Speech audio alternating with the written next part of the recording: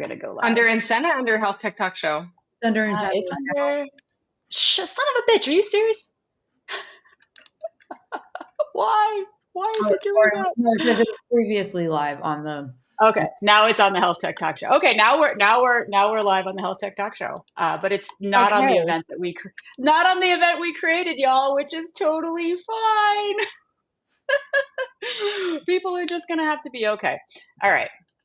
That's fine. Okay, well, Lisa, we are doing our predictions. We're doing it. I have no idea where this event actually is going. That's fine. We'll figure that out next year. We'll figure it out next year. Yeah. Maybe Melissa, if you want to comment on the old one or something and link them to the new one, that might be good. Tell them. Yeah. We'll just. I don't know. Each other, as usual. Yeah, it's always fine. It's always fine. So, okay. All right. Okay. So this is our end of year predictions talk show. Here we are. Best and final. So best and final. I know. So we've got like kind of an interesting lineup today. So we have like, so we're going to do this. So mostly Lisa and I, this talk show was started so we could just talk to each other pretty much entirely, which is cool. And we basically just wanted to talk to each other for most of the show. But so we're going to do health tech predictions. We're going to do health tech stuff. And then we are going to have some like kind of adjacent healthcare guests. So we're going to have Erica Spiegelman, who is an expert in addiction and recovery. She is also an author. She's like done all kinds of cool stuff. That is a super huge deal for all of us here. You guys know we talk a lot about OUD, AUD, SUD, all the things. So excited to hear from her. That's going to be health tech adjacent. Are we like totally not even playing anywhere? I don't even know what the hell. No, you're good. You're good now. Doesn't even matter. Here we are. But it's fine. We'll post another picture of us riding a dragon or something like that. But then we have Ryan Dempsey, who actually is in the health tech industry, but we actually don't know if she's going to talk to us about anything associated with health IT. So we'll find out really soon. We're going to find out. We love her, and she has amazing things to say always. So it's going to be great. Yeah. No. So we're like basically excited and pumped. Hold on, I have to close all my stuff out. Here we go. Maybe it won't beep anymore at us. Okay. All right. So, all right. I'm not even hungover this show. I think the past two have been rough. I'm good. I'm off alcohol now after that week. Whoa, that was bad. Yeah, I'm on the wagon. Oh, which is fitting because we're going to talk about alcohol use disorder anyway. So Lisa, so I know. Well, should we go into like we're basically going to co-opt the Health Tech Nerds survey, right? Yeah, so like we were like, okay, we could do our predictions, but like actually our friends at Health Tech Nerds do an amazing survey, and I personally participated in it, so I feel like it's also mine. Just gonna take advantage of it. They have an amazing set of predictions, based on crowdsourcing from some of the biggest health tech nerds, unsurprisingly, about what's going on, and here are some of their predictions from their crowdsourced community. So I picked the ones that were my favorite. Okay, I thought I closed my freaking email. Hold on. I also, Jesus Christ. Oh, goodness. What a mess. I know, it's really bad. Okay, hold on. This is maybe worse than usual. Probably. No, I don't want to save any of these 4,000 messages I have open. So basically the background here was that we we're going to give out sort of our like very off the cuff predictions, and there are some amazing predictions in this survey. So go for it, Kat. Tell them about. Okay, all right. So I picked my 6 favorite pictures that I obviously screen captured with no permission in this next series here. Sorry, thanks everyone. Yeah, listen, it's totally cool. I kind of like this survey because it kind of wasn't like a beach situation. They were kind of like maybe things are going to be totally better. Also, shout out to Health Tech Nerds. Health Tech Nerds is the best Slack channel for health tech, and also like all the cool people are there, including me and Lisa. Although Lisa is quite active, and I mostly just do emojis. Okay, so the first one is this is people saying, I don't know if you guys can read to the side here, but these numbers are not big.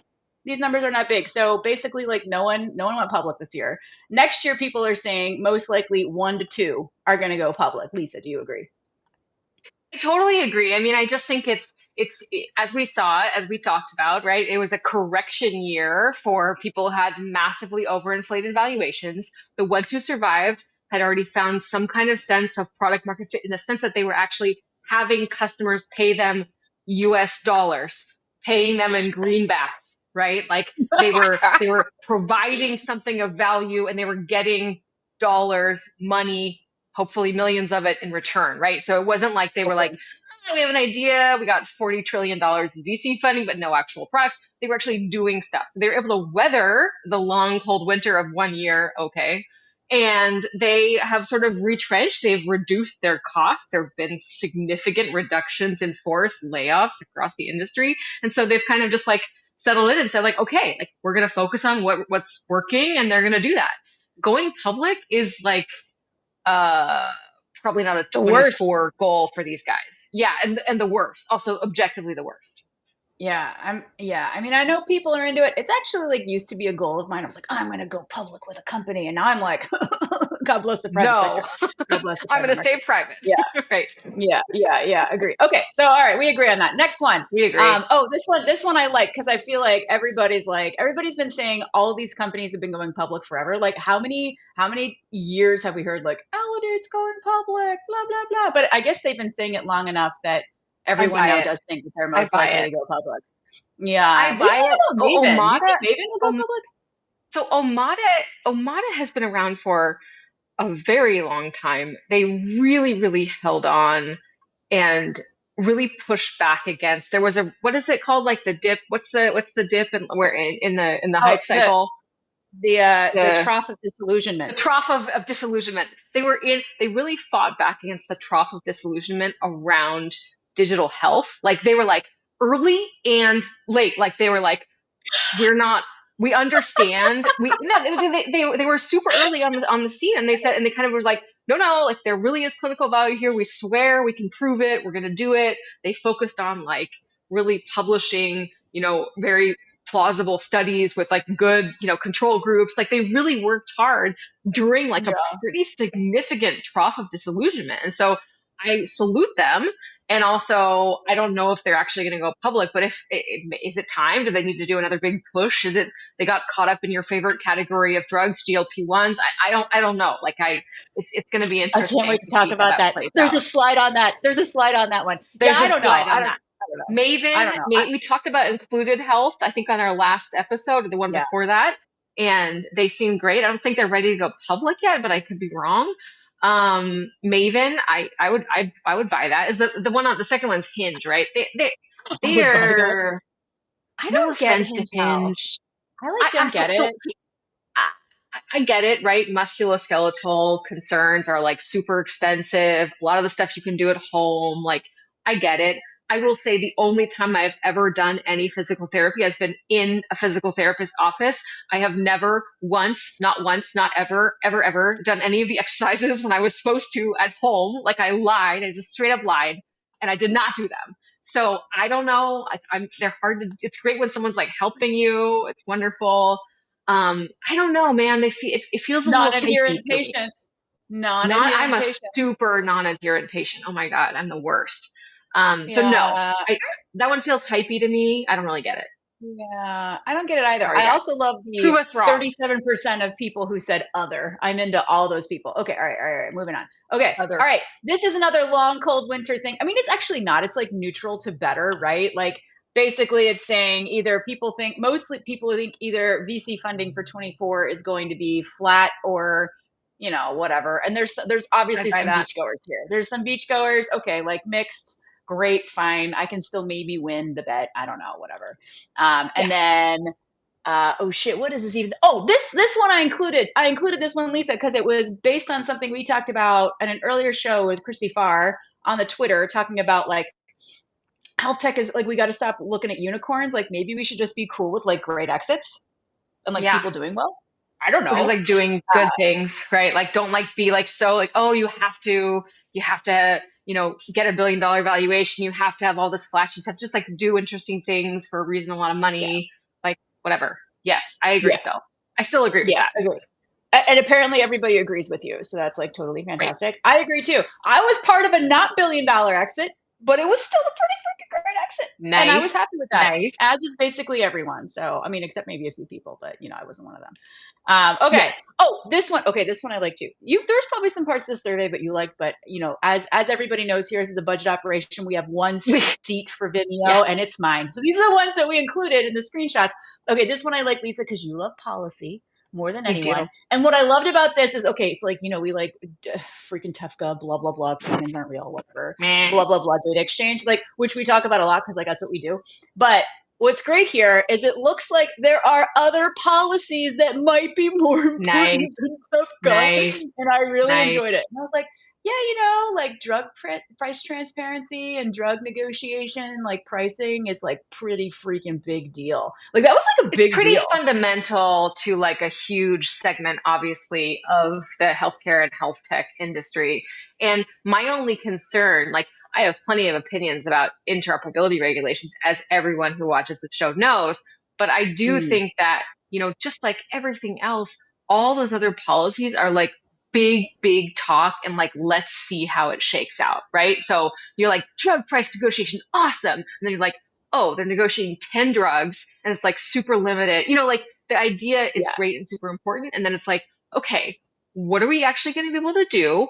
And what's the impact going to be? And how forward leaning is the administration going to be with this? And then are they going to get like massive support from the states and other players?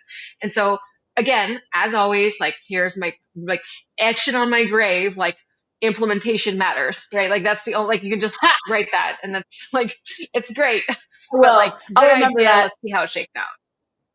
Yeah, no, I agree with that too.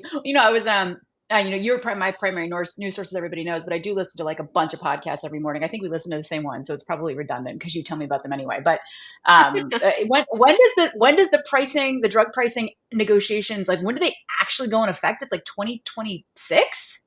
I think it's 26. Someone can fact check us in the comments, but I think it's a couple years. Like they put out the first list, I want to say, but it's like a process and, all these things because the industry, as you know, as your great private sector knows, you get these regulations, then you start writing those comment letters, you start writing your members of Congress, and you're like, we need more time. We are a multi-billion-dollar corporation, but we need much more time to actually implement America is at stake.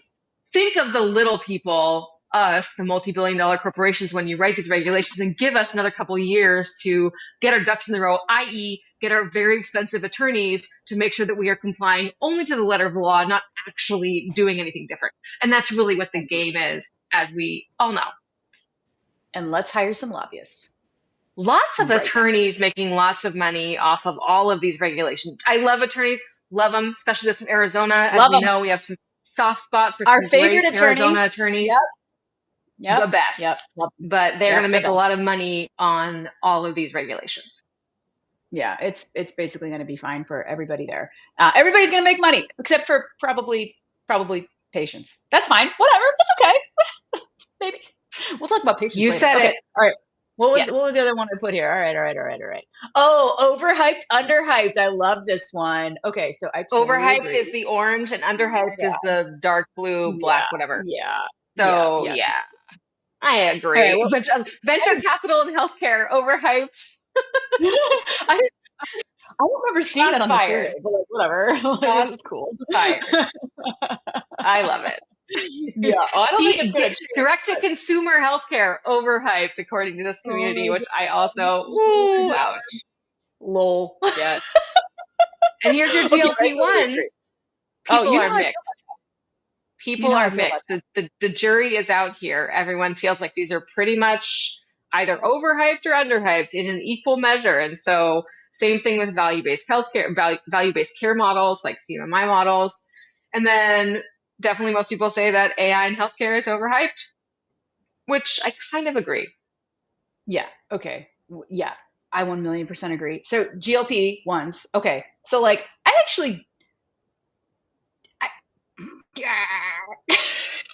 know it hurts you. I know it hurts you.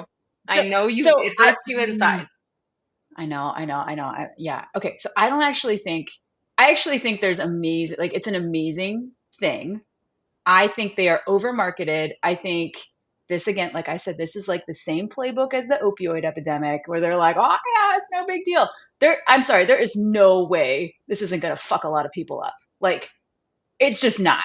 So like, I do believe it will save lives, as we've discussed. I believe it will save lives, but like, let's be clear. Like, this is not 100% free and clear. Like, you take these drugs, like, especially if you're going to the new pill mills, which is the Ozempic factories, right? Like, and you aren't obese, you need to lose 5 pounds or something, and you're on these drugs because someone's just writing you a script. Like, not okay. And that's what stresses me out. Like, I do think these are. I'm concerned about I'm really concerned about the I think it's the Academy of Pediatrics and their recommendations around childhood treatment for obesity, in that they recommend really, really, really young children have bariatric surgery, have GLP-1s, have other interventions that are just no going back, and that are also, like anything, when you start as a child, your body is different, your brain is different, all kinds of risks that again, children's brains are different than adults. They work differently. There's different hormones, different things going on. I challenge that we actually have enough evidence to safely recommend those things for children. And the more we also learn about the connections between gut health and brain health, things like bariatric surgery, it like dramatically changes your gut health, like in a really serious way, not just like making your stomach smaller. It changes hormones in your body. And so, I think it is such a deeply, deeply concerning recommendation. Obviously, it was recommended by the, American Academy of Pediatrics. They're physicians. They know more about children's health than I do, but it's really making me question a lot of things. Yeah. Not great. Well, physicians endorsed opioids too. So like, I don't know, like. And cigarettes. All right. I don't know. Like, God bless America's doctors. Like, but like, my doctor smokes Marlboros. Anyway, whatever. Okay, let's move on to something like that people might hate less, which is artificial intelligence. No.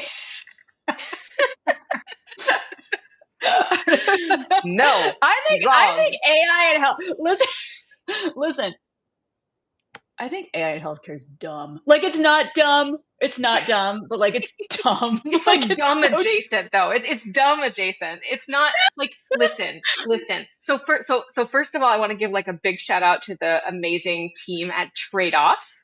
Dan Gorenstein, they had 2 really great episodes about AI and bias in healthcare that just came out. They're really fantastic. And they show like, even how like, if you're like, we have a good intention, like we're going to bring it. It's like, you can totally harm people. You can totally like create this massive amount of bias in the system, because the basic idea, which is pretty freaking, dumpster fire, pretty freaking basic, is that you need data to build algorithms and to run these models. And guess what? Guess who isn't in the freaking data? Uninsured people, like people who don't have good access to care, like people with really like serious chronic conditions whose data are like in a bunch of different disconnected silos because of the way that our healthcare data, like you need continuous, complete, almost unbiased data, which is impossible to get in our healthcare system because of the way that it works. Yeah, we don't have any of that. You're going to harm people. And like, I'm not, this is my tinfoil hat, right? Yay, I love AI. Whatever. But it's not like you are in such a huge risk of harming people. And by the way, one of the first big applications of artificial intelligence and machine learning in healthcare was denying people care with prior authorization. So let that be your guide. What are the things we're using it for? Denying people care, like putting in bias in algorithms about how to treat or find people who are like potentially, going to have more serious complications in a hospital. Super dangerous. Not amazing. Don't love it. That's my verdict. Didn't our great friend, like, listen, I don't want him to know I didn't read his blog yet, but our great friend Tom Novak, friend of the show, sent us a blog he wrote. Did you read the blog? I mean, Tom, if you're I think we listening, know what like it says. I skimmed it. I'm sorry. We know what it says because we've heard him speak on some panels about this, about saying like a lot of AI stuff is like based on claims data. And guess what? Guess who doesn't have claims data? Like probably the Uninsured people people. most, because they're uninsured. Yes. Yeah. So, that's like kind of a thing. Once again, everybody is leaving Medicaid behind. It's like no big deal. Whatever. Well, but here's what I think about AI.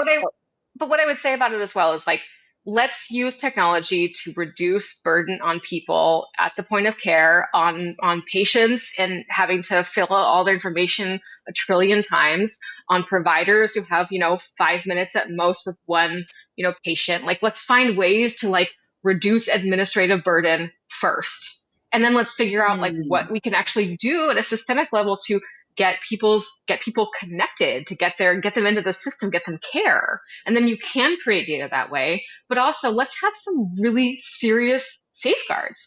The people who were profiled in the trade-offs episodes, like they were obviously caring very deeply and were deeply, deeply concerned about adding bias into the system. Like, it's great that those people care. Not everybody cares, right? So we need safeguards to make sure that we aren't applying like algorithms that were trained with super biased, like missing data. That's a huge problem. Yeah. And then by the way, yeah.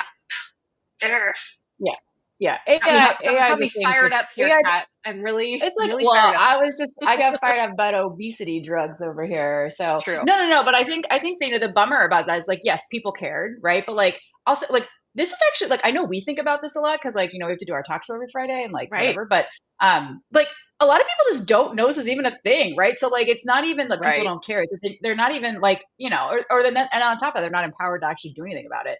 But I think here's what I think about AI. I do think it's dumb. I think like Nikhil said in our last show, like it's going to do some dumb stuff that like, it's fine. Like, that's fine. It's like dumb, whatever. But I also think like, I feel like the way we've been talking about it this year is like, remember when we had like blockchain?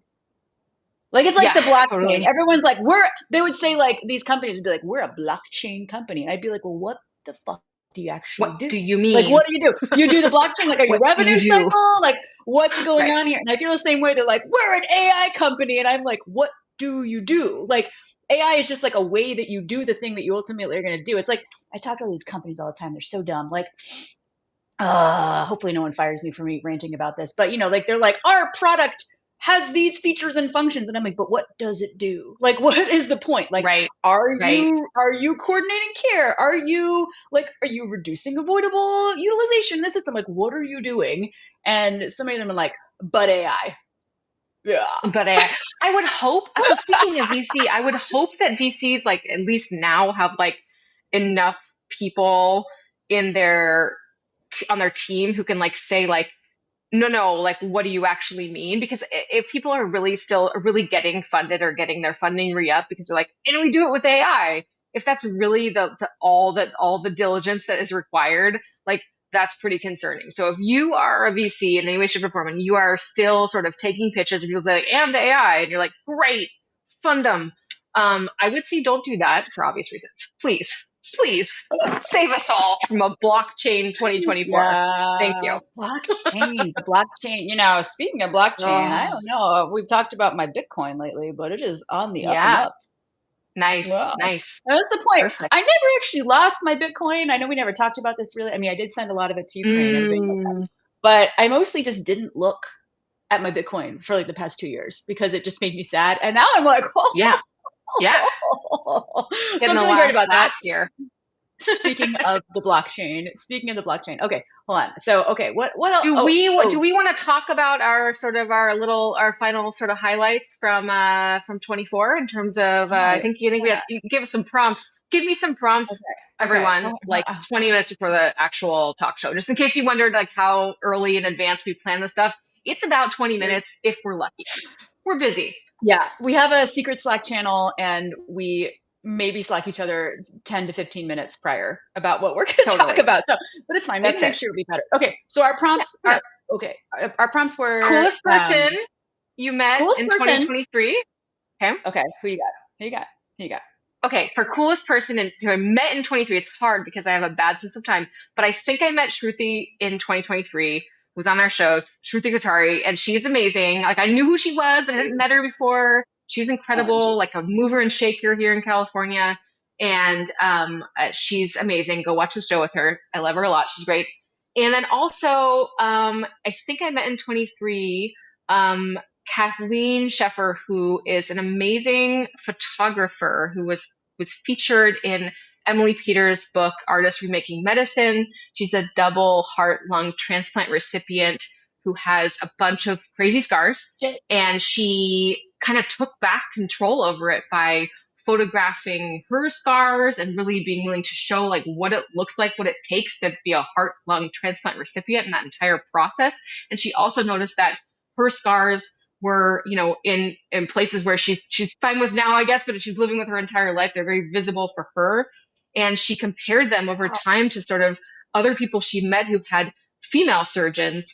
And they were like asking her, they were asking those recipients like, hey, where do you want your scars to be? She was like, if only I had been asked like where my scar should be. And she told the surgeon like, make him cute. And they were like, whatever.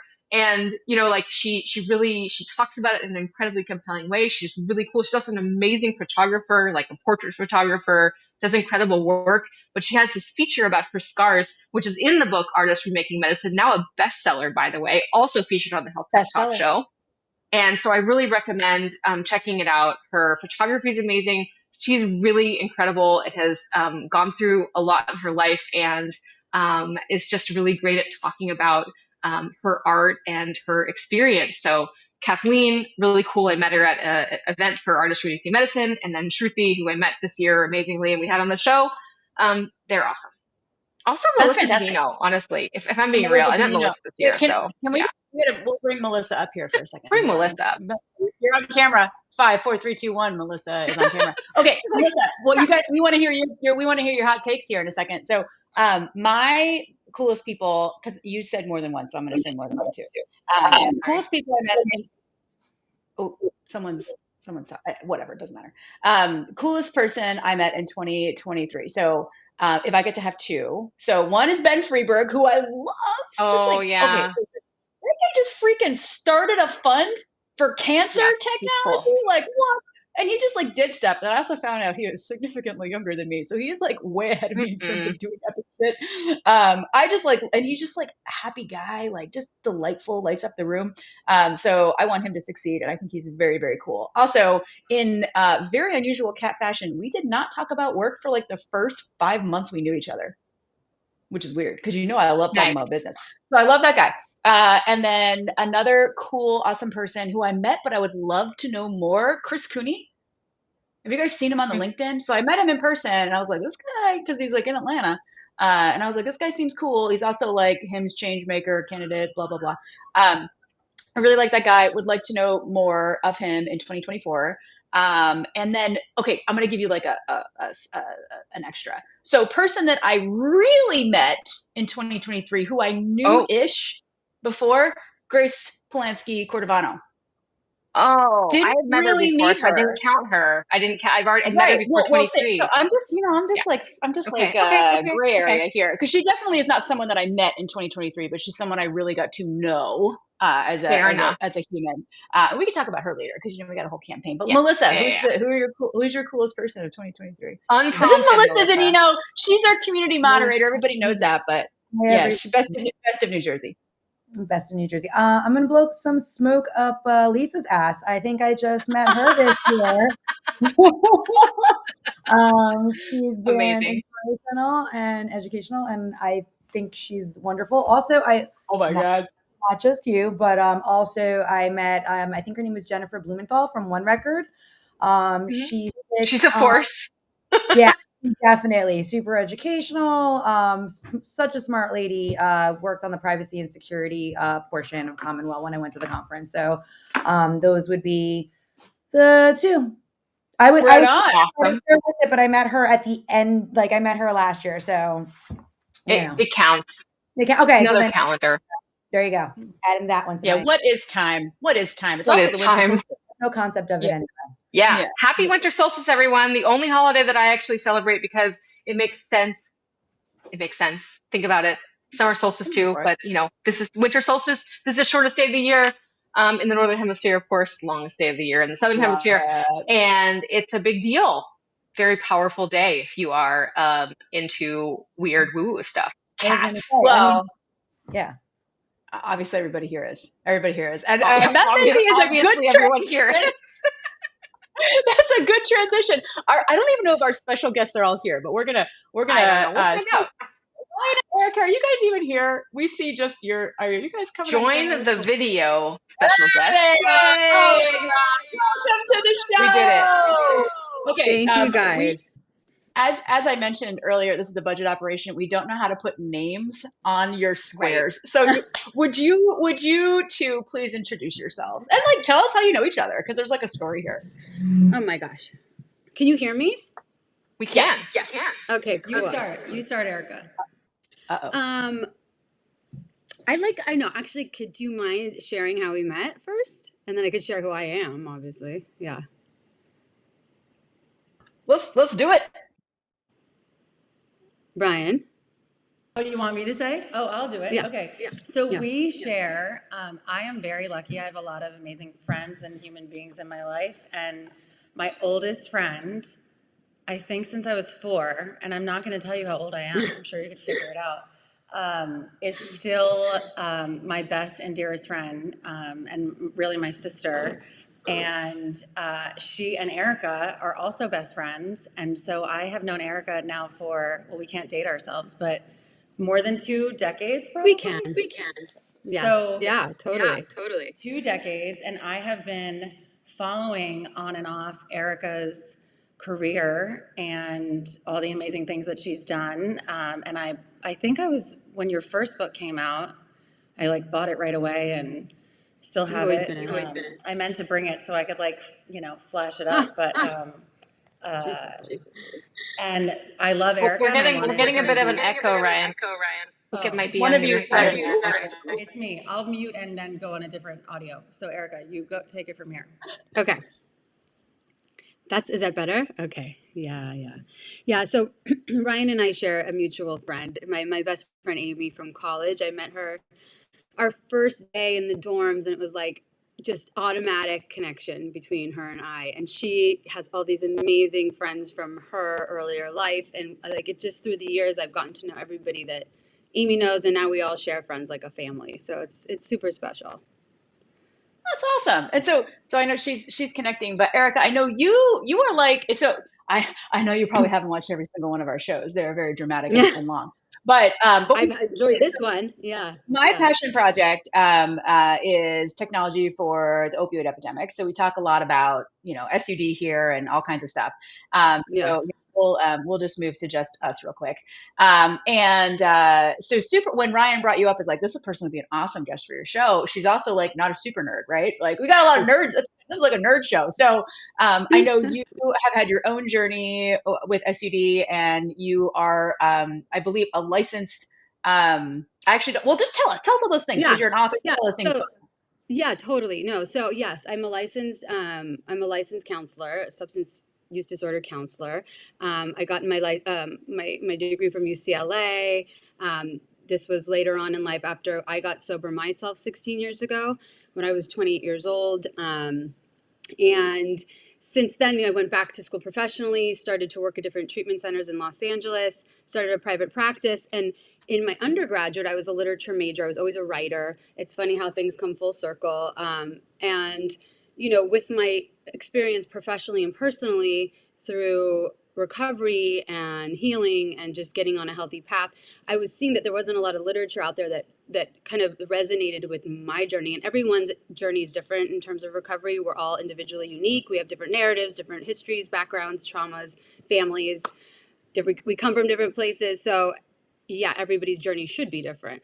But no one was really talking at the time about rewiring. And I'm not a neuroscientist, but about changing our narratives, our thought habits, and really looking at how our thoughts shape everything in our lives, our mood, our choices, how we treat ourselves and others. I mean, everything. So if we could kind of get a hold on that, and that's where the inspiration for Rewired came in. And that was my first book, and it did really well. And so then came a workbook, then a second book, and another workbook, a coloring book for adults. And now recently, an affirmation book called 101 Affirmations, which was just published last year.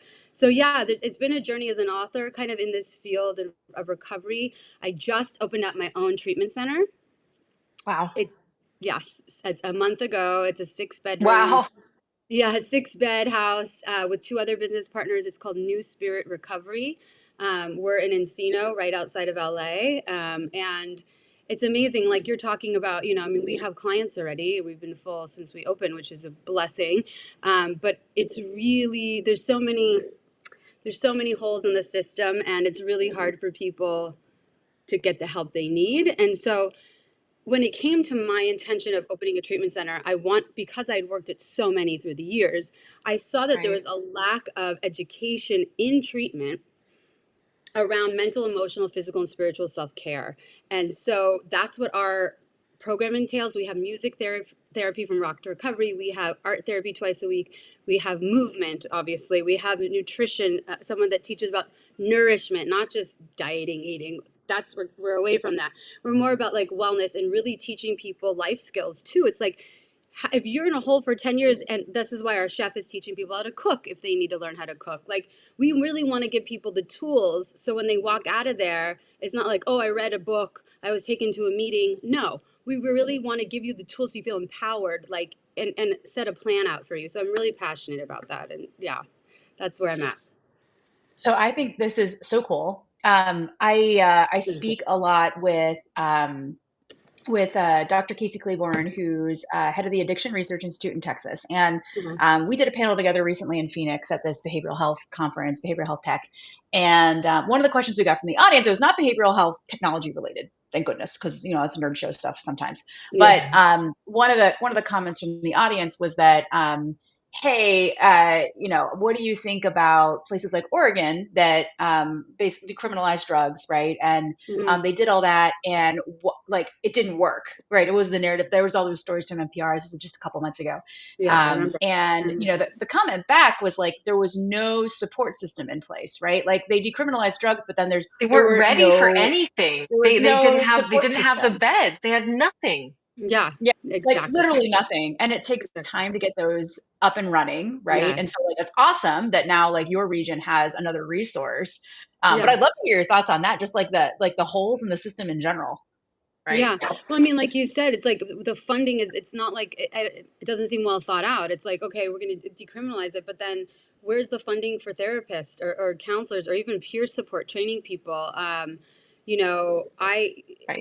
have an online Rewired program I created, and it's available on my website.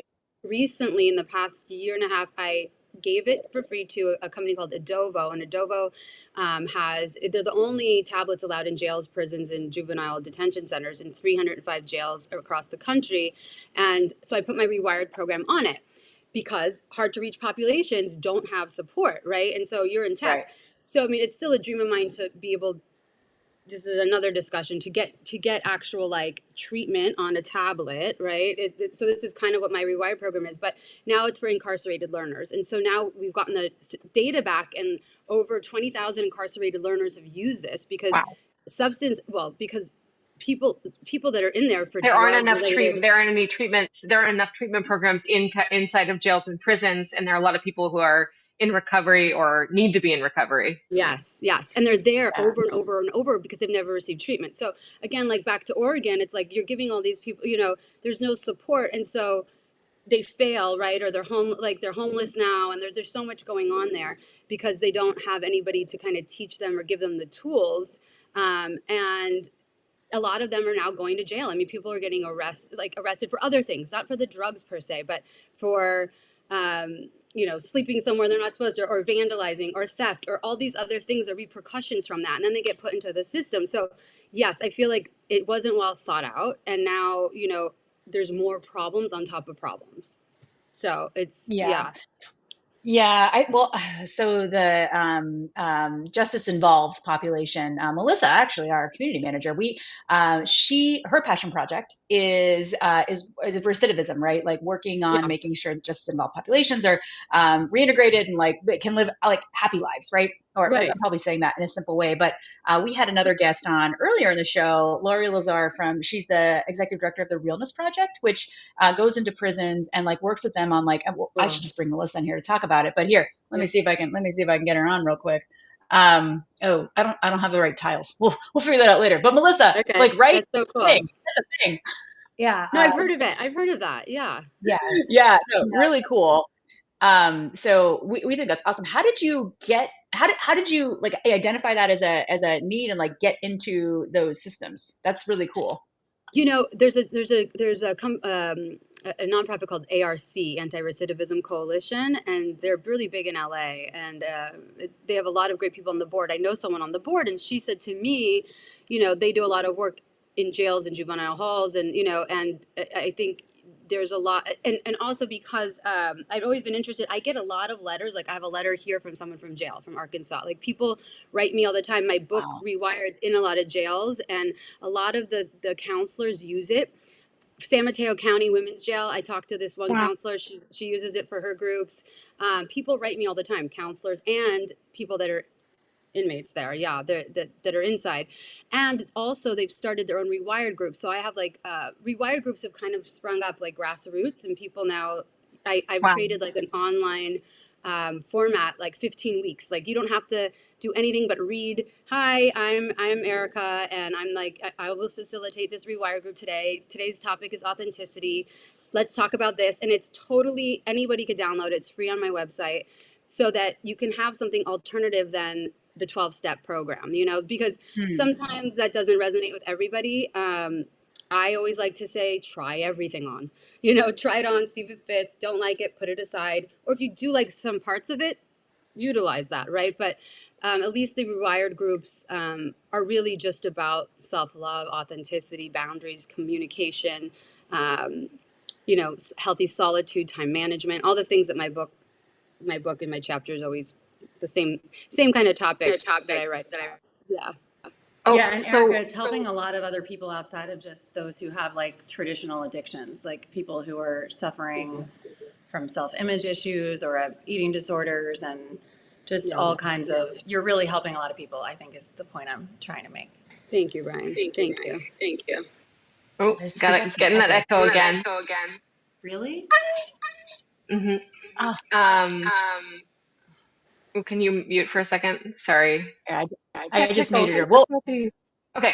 What I was going to say, Erica, is it's so great to have a well built out resource for an alternative path beyond the 12 steps for reasons you just said, but one in particular, which you didn't say directly, but you implied, which is that the 12 steps don't tend to work as well for women, right? That the 12 steps were not designed with the way that women relate to each other or women's sort of relational issues and relationships of all stripes, just that there are, you know, and again, I'm not denigrating it. People have had all kinds of success with that, without that, but I've read a lot and heard a lot about how the 12 steps tend to not work as well for women, or the meetings and the structures and the materials aren't really built with women's sort of relational structures in mind.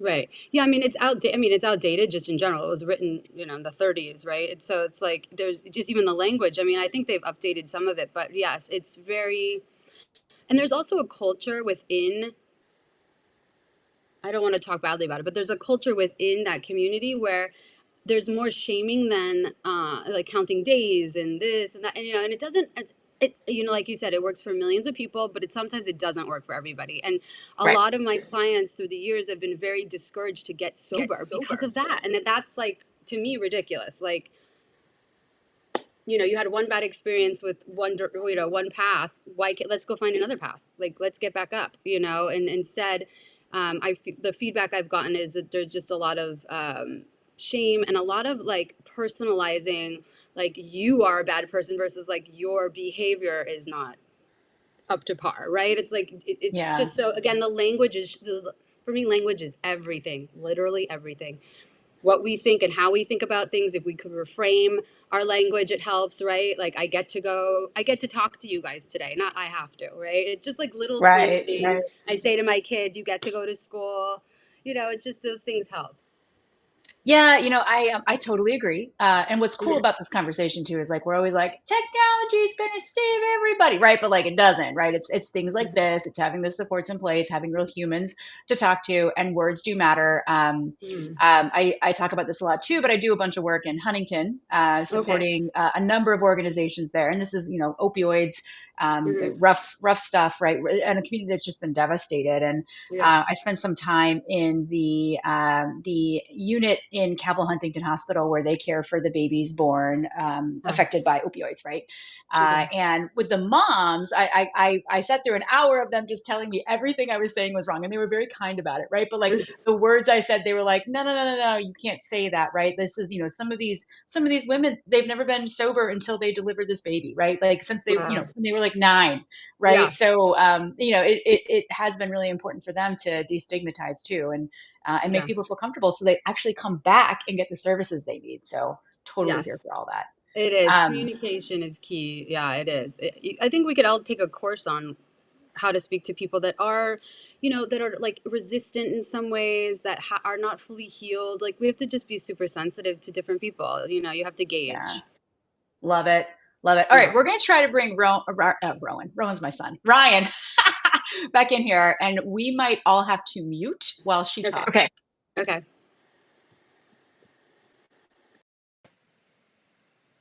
And is there an echo? Give me a thumbs up or a thumbs down. Okay, this is actually an unplanned but great segue into some of what Kat and Lisa talked about earlier in the show about favorite companies from 2023 and predictions for the future. And for me, it's also about declarations for the future, and in 2024, things that I expect to see happen for our country. In this case, whether it's health, IT, and technology, or any other industry, just we have to do better. And so I am wearing a T-shirt that you can't see now because of my technical challenges that says "Sorry sucks, be better." And all 3 of you got a custom-made "Sorry sucks, be better" from an amazing artist named Malcolm Ian Cross, whose mission in life is to bring healing to the world and awareness through that's the one, through very energetically high vibrational art. And he does this in a few different mediums. And he is also about kind of shifting the narrative like we've been talking about, and also holding people accountable and kind of challenging people to have personal responsibility for their actions, and also to remember that words have power. And when you say sorry about something, whether it be a misdiagnosis, a shitty tech that's getting, rolled out at scale, bad policy, sexual harassment, or injustice, any type of like discrimination, poor decision, poor treatment for people who really actually need help and need someone to professionally give them the advice that gets to the root cause of their issue so that they can come back into the world, because we all are here for a reason and we deserve to have the same access to information and care. And then we have free will, but we can make better choices, and we have to make better choices. So each of you, well, Lisa's, yours is coming, but they were, you can look at them later, but the whole, the art is tailored to you and who you are in the world and the things that you like. And I have personally benefited, I have a lot of different jobs that I have in my life, and in my, one of my jobs, I am in a lot of challenging situations and circumstances where I have to say things that are unpopular. And we are in a place and a period of time in this country, especially, where we have to make the right decisions for all the people without agendas or preconceived notions, bad assumptions, bad information. Sometimes we have to say we're wrong, and now we have to course correct. And Kat was saying at the beginning that she didn't know what I was going to talk about, because I actually have a background in human rights, like very, back in the day. And so and conflict resolution. So I used that training that I received. I was really lucky to receive early enough in my life that I could apply it. And I also had really shitty things happen to me. And shitty things happened to me because from into both of like the most extreme instances. One was, I hate to use these words because I don't think they're PC, but someone who was not here legally and was being, probably in a situation where they weren't being compensated fairly and they were in a bad job, and almost killed me because he probably was driving without having been really trained to drive the car. And in another, someone who had been in the prison system in PG County, which is right outside of DC in Maryland, who was, on parole and stole a car and was drinking too much and almost killed me, right? So if I hadn't had, I got bad medical advice, I got bad legal advice, I got prescribed a lot of, because we're on this topic, I don't ever talk about this publicly, so I guess this is the first time for everything, but here we go. I was 24 and was given a prescription for Vicodin and told, like, that's the best you're going to get. So here's your pain meds, like, best of luck to you. And at the time I was like, thank God my parents were aware enough to say no, and you're not going to be on drugs the rest of your life. And also, this thing happened to you and no one cares that it happened, because that's honestly like the world we live in. Like, people are not empathetic and compassionate and take responsibility. Like, you were in the wrong place at the wrong time for sure, but now do something about it and make it better, and you're here to make the world a better place. So go and do it. And so that's what I've tried to do. I try to do the best I can, but there's a lot of work to be done. And I think that personal responsibility and accountability needs to be happening at scale, especially with our political leaders and decision makers who are making decisions that impact a lot of people's lives, millions of people's lives. And we kind of have this tendency to have blinders on about the really hard problems and say, okay, well, it would be really hard. It would be harder if I made a decision that required me to have difficult conversations with my colleagues. So why don't I just give them those millions of dollars and tell them that the status quo is okay, when in a lot of ways, especially in healthcare, but not only in healthcare, the status quo absolutely has to be interrupted, and it has to happen now. And it's happening slowly. I mean, we started talking about QHINs and really in the weeds health IT policy, but it's time that it happen at scale, and that we, as citizens of this country and people and patients, demand that things be better and things improve. And if and Erica, I'll go on mute. If we have that information and are armed with that information, then we can overcome what are really just artificial constraints on progress and, frankly, civil justice and a more peaceful society. So I'll go on mute so you don't have any echoes. I mean, amen. Amen. Yeah, I think that's what I would say. That's a pretty powerful testimony to close us out here. Feeling pretty good about that for almost our final word. No, I was just going to say, I see it all the time firsthand because I have these people at the very bottom right now, and it's really the insurance issue. There's a lack of, support. Family members aren't educated too. This is like a big deal, is that like the family systems, if they're going back to families that are still very unhealthy, these cycles continue. So I guess, yes, ending cycles on every level, whether it's the insurance, families, it's just we need to address it in layers. I'm into. Oh, hold on. I'm gonna mute. Sorry, this is a little. I'm gonna mute you, Erica. I'm muting all y'all. But no, what I want to say about that is, like, Ryan, to your point about like changing systems, like speaking up, not being cool with the status quo. I think that's something a theme I've heard a lot this year that I would like to focus on in 2024 is people noticing something is wrong, whether it's in healthcare technology or elsewhere, right? And just saying someone else will say something, or there's too much risk, or maybe I'm wrong, and not being willing to step up. And I think that's like, Lisa, that's one of the reasons I love you, because you're just like, fuck that. And then I'm like, bah! And then, bleh, Well, all this I just want to say that, like, from my background, which I think some of what I will say is, to everyone listening, to all of you, like, no one else is coming. Like, no one else is coming to save us. No one else is going to fix it. The presidential administration changing isn't going to fix it. None of those things are going to fix it, right? Nobody else is coming. We have to organize to make it happen. We're the only ones who can save us. And I really believe that. That's one of my sort of fundamental sort of core values, as you might imagine.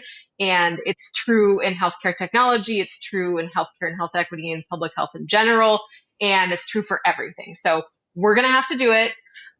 That's definitely, like, I'm excited that that's going to be sort of our clarion call here at the end of this show, or the first year. I didn't know it was going to be like that. I didn't know it was going to be like that. But that's what we're seeing here. We have to, the status quo is unacceptable, and no one else is coming to save us. Yeah. And it's like the Lorax said, right? Nothing's going to change. It's not. What was the first part of that? Yeah. Unless someone man, we should do a live reading of the Lorax as part of the show for next year. Perfect. Listen, I'm into it. We should do it. Okay, we're gonna all go on mute. We're gonna let Ryan say one more thing, and then Erica, because our technical issues are our hallmark, and I'm excited that we're having them on our final show of the year. So I'm gonna mute, and then we're gonna let Ryan. Okay. It doesn't have to be that hard to fix hard problems. Also, I'll just leave it there. There's simpler and better ways to do everything. We just have to commit to that being the only outcome that's acceptable. Over. Erica. Yeah, I just want to thank you guys. Honestly, for existing and for being the, like, fighting spirits that you guys are. I mean, Ryan is just. I've always admired her. I get to meet now 2 new souls that I admire. And it's just we have to all come together and work together. I mean, I think in numbers, we have power. Do you know what I mean? And that's why, like, I really love creating new relationships and connections and collaborations. So I think if we could all do that and speak up and be assertive, that's the way to go. So thank you for having me. And it's been a pleasure to meet you both. And I appreciate you sharing your time. And that's it. Awesome. Thank All right, you. We're gonna let you two go, and we're gonna close out the show here, because I'm pretty sure we're gonna get cut off anyway. But you two are the best. That was, like, very inspirational. Oh my god. That was really inspirational. Whoa. Wow. And I'm being really serious. wonderful. I know humor is a high level defense, is what Dr. Bobby Wagner would tell me. But I do think, like, obviously, see something, say something, y'all. Like, if you got some corrupt companies hanging out here, like, freaking say something, right? Like, or find someone who can help you say something. If you want to change something, try to change it, right? Just like we are with getting a chief patient officer hired. Yeah. If you need to have a chief patient officer, say it, and and we'll keep saying it until they hire someone. We're ready. We know who you can hire. Hit us up. We know. Respond to our emails, for example. What I would also say is that, if you are the government, for example, and you realize there's no money for implementation of your highfalutin policies, like, say something and get those funds appropriated, get them redirected. We need to actually do this work in communities. You see people like Erica and the work that they're doing, like, on the ground, like, bit by bit, like, house by house. They need money for that. We need money to help support implementation of that. It doesn't happen by magic. Don't just wash your hands of it and say, we tried, we wrote a regulation, we wrote a policy, and we're done. That's not how it works in the ground. So we'll keep saying that. And we'll take care of it. It doesn't work when it comes to forced policies. You gotta do stuff. I'll also say, if you're going to make policies and, like, technology and shit, I'm speaking to you policymakers and technology maker people, talk to patients and talk to clinicians. Talk to the Ericas of the world. No one talks to anyone in behavioral health, like, no one. Like, talk to people, hear what they have to say, and, like, listen to them and make awesome things. Don't be like, I went to a few focus groups. They were 1 hour long each. I'm done. Wash my hands of it, going home. I need to I got use it or lose it leave. I gotta go. Boom. Boom. All right. We're probably over time. I don't even know if we're still playing, but Pat, I'm grateful for you, and I'm grateful for Melissa and all of our guests who've been incredible this year. Totally harebrained idea that you had probably 2 years ago, and I ignored until I didn't anymore, and we started the show. So thank you for making it happen. And I will tell you guys, to our dear loyal followers, I was telling Lisa like probably every other day, like we should do a talk show. We should do a talk show. We should do a talk show. And it wasn't until the one day she said, okay, that we made the Health Tech Talk Show. And the technical difficulties have been cruising ever since. Ever since. Someday when we get our first sponsor, which will happen in 2024, we will maybe be a little more professional. No promises. Probably we'll take anything.